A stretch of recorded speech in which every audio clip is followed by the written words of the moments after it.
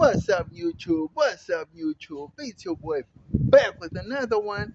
People, in today's video, we want to talk about the situation happening at the Cape Peninsula University of Technology, where the students have been sleeping outside on the pavement waiting to be allocated rooms for residents. Let me know what you think about this situation or this topic in the comment section below. Don't forget to like, comment, share, and subscribe to the channel. You know we family, right? Hate speech always welcome. Holler. People. The situation at the Cape Peninsula University of Technology in Cape Town, District 6 campus to be specific, is an appalling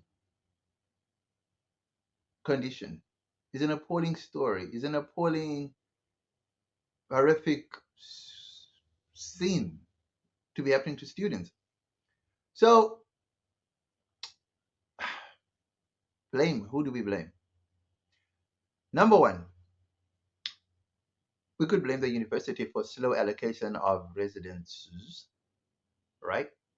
Number two, we could blame, they saying NSFAS for allocation of funds not coming in on time. Number three, we could blame students who have not been accepted, who hope to be accepted, who've applied but haven't been accepted, that are also sleeping outside. And so it's a complex situation and it's a mixed bag of situation, right? So let's get into the nuts and bolts of the situation, right? Of the story. So let's start from the beginning. So you're a student. You finish your university and you're going to go to CPTUT and whatever the case may be, right? And you come from the Eastern Cape, the Northern Cape, Gauteng, wherever you come from, right? You apply, you get accepted, and you hope and pray that by the time university opens, you get there, your room is already allocated to you. And lucky if you do, lucky if you're not, then it should be an easy ride, because as soon as you apply, you pay the necessary fees, you should get a room. That's just the way it normally works. If you are on a grant system or on the NSFAS system as it goes, you wait for them to actually pay you the money or pay the money directly to the university, and you wait for confirmation, and then it's allocated. All this should be done before the term starts. So by the time you start arriving to the school or to the campus, everything is already in place. You should just be arriving straight from your house into your dorms, and that's that. It should be easy sailing. Now, why is it not easy sailing? And why is it so complex?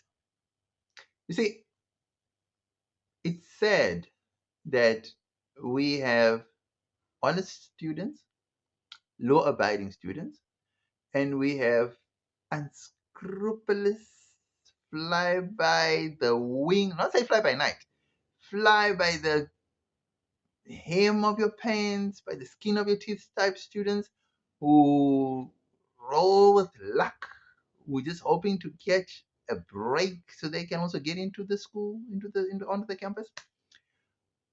You see, it's when we're looking at the students all sleeping outside, right? We would all look at them we just all paint them with one brush. They're like, oh, they've all paid and now there's just not enough accommodation, right? And that's not the case. There are students who've applied, who haven't even yet been approved, or don't even know if they're going to be approved, and they're there, right? I don't know how many of them are there, but they're in the mix, right? There are those who have been approved, who have paid up the fees, still waiting for residents to be allocated. So the slow process, from what the students have said on TV, is like the university is to blame, because how can they process like 25 students or 25 dorms in a 8 or 9 hour period per day, just 25 dorms to be processed. Now that is alarming. I'm assuming that if the university is taking that long, that means either one, the university is waiting for confirmation from an outside source, e.g., NEPSAS. NEPSAS is taking forever to give the information. The university also drags its feet. That drags down to the students, and the students are unhappy, disgruntled by the whole system, blaming the university. University blames the outside source, e.g., NEPSAS, right? Number two, let's look at NEPSAS. Has NEPSAS delayed on payments? Were they early on payments? That's another dynamic we need to look at, right? So if we are going to blame somebody, we can't just point fingers without getting to the nitty-gritty of the source of the problem, right? So I'd always say, like I always say, let's start at the top, right? The majority of the students that are possibly sleeping outside, I'm assuming are grant students, right? The NSFAS students, right? So has NEPSAS paid up everything before the start of the calendar year? If the answer is no, then the students shouldn't blame the university. They should then pick their fight with NEPSAS.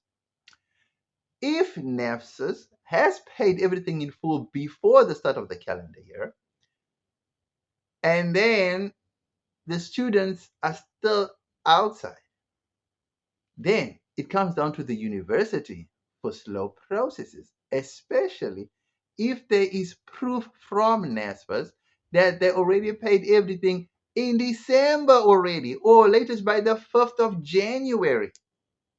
Right? I'm just saying. 5th of January, quote 15th of January.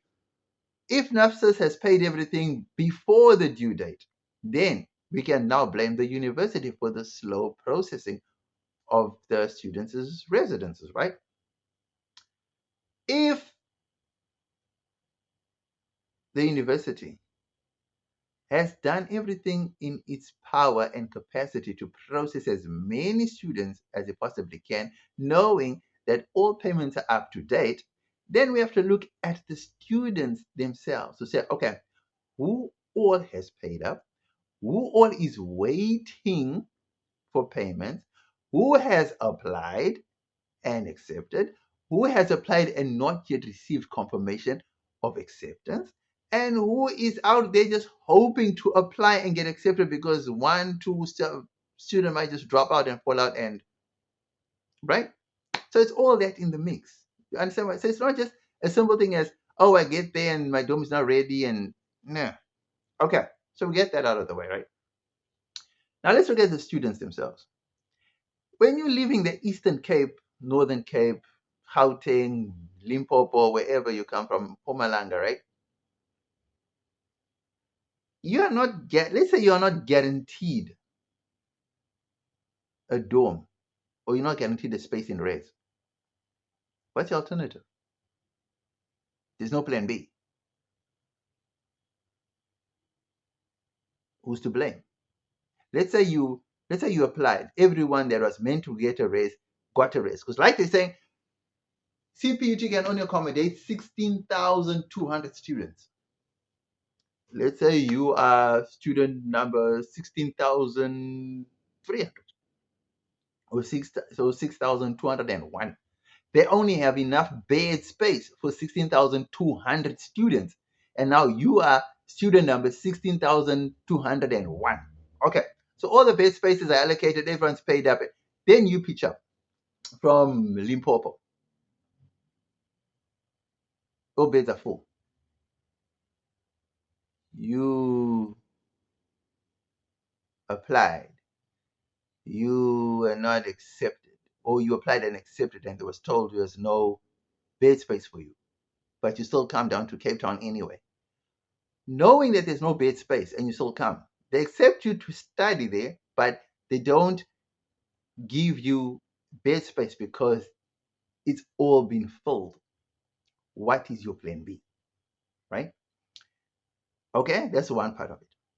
Let's look at another part where it's like, okay, I'm going to go onto the campus and I'm going to apply to study there because I know for a fact that there are students that drop out and then I could replace that student, which is a possibility which happens all year, every year at every campus, right? Because there are students who, for some reason, unforeseen circumstances, they drop out of university. So they replace a student with a willing student who wants to fill that gap, right?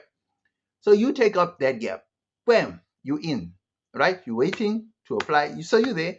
You're not, you haven't applied yet, right? You're waiting to apply so that hopefully someone can drop out, right?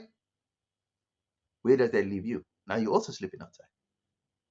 So my question is to all the students who are coming from far and wide, knowing that dormitories in the residences are not guaranteed, what is your plan B? Because surely you cannot be sleeping outside just for the sake of trying to force your way into a res that's already fully occupied. So what's the plan B? Students who come from far and wide have to understand one thing, that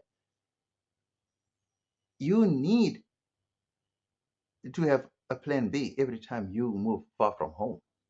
So yes, I do understand that accommodation in Cape Town is very expensive. And most of the students don't have that money, the budget to do that, right? So your main thing is to study at this prestigious institution, right? How about four of us or five of us band together, look for a, I don't know, windy house or a shack or a back room or something, and see how much money we can scrape together to come up with the rent money, right? Food we can always hustle. This is an example, right? But if you're not willing to do that, because remember, like I said, the main thing is for you to get into the university. Your main thing is not to get into the race, it's to get into the university. Once you've been accepted to study in the university, accommodation, you can then wiggle around. You can then hustle around to try and get some sort of accommodation. Even if you're going to negotiate with people, say, I'm a student, poverty, I can only pay so much. I promise you, I think there are people out there. Well, I know that there are people out there that will accept even half or a quarter, right? Especially if you're going to be living in a Zozo shack type of a windy house type of a setup, right? And I know times are hard for everybody, and people definitely are not going to accept just any random number. You know what I mean? It's got to be at least something where the landlord also gets to gain something. Because remember, they're also giving up something, right, for a lower price. So it can't be so low that it's like for next to nothing where they're not gaining. You're using electricity, water, and all that jazz, right? Alternatively, we go as students, we go and buy zinc. So we're going to buy these corrugated iron things, and we're going to set up an illegal shack along the railway line, like where everyone else sets up these illegal shacks. We're there, right? It's not ideal, but it's a plan. Main thing is we in the university. That's the thing, right? Accommodation, we will fly on whatever wheel we can until our situation gets better for the duration of the time that we're going to be studying at this university, for the 3 years, the 4 years, the 5 years, the whatever years it takes, right? But knowing that most students come from far, they don't know Cape Town, they're not going to take alternative route by going to buy the corrugated iron and do all this because they don't know the area. I totally understand that. They feel much safer in their residences because the security and feels more secure, right? Than living out in the cold, you don't know who, and crime, and especially if you're females as well, right? We got to take that also into consideration. So people, my whole point comes down to the ones that are hoping to get into the university, who've applied, who haven't been accepted, those that are waiting on NAPSAs. But then if you have fully paid up from your own pocket, you paid for the res, you paid for this, then you shouldn't be having an issue with the university, especially if you paid up well before the starting school, academic year, right? Then you shouldn't have a problem. But if you're going to be waiting on NAPSAs, and NAPSAs is slow, then obviously fight with NAPSAs. If NAPSAS has paid up and it's the university who's dragging their feet, And you can prove to the university that you've paid up and NEPSIS has sent you the confirmation that they've paid up, then it's the university to blame, right? But then again, that's the university to blame. True. Then again, let's look at the students who have just applied, who haven't even got a response or haven't even been confirmed yet, but are already camped out at the university. Who's to blame? You understand what I'm saying?